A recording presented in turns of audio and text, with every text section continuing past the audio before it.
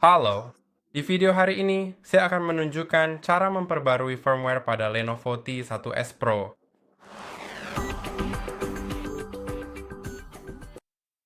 Untuk melakukannya, klik tombol di sudut kanan atas aplikasi. Kemudian klik fungsi lainnya, lalu gulir ke bawah sampai Anda menemukan pembaruan firmware. Anda bisa melihat perangkat lunak saya sudah versi terbaru, tetapi jika Anda memiliki pembaruan firmware yang tersedia, Anda akan dapat mengklik install di sini.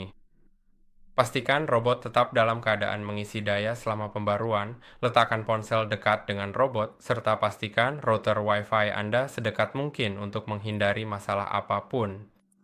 Saya harap video ini bermanfaat. Jangan lupa untuk menyukai dan berlangganan, dan sampai jumpa di video berikutnya.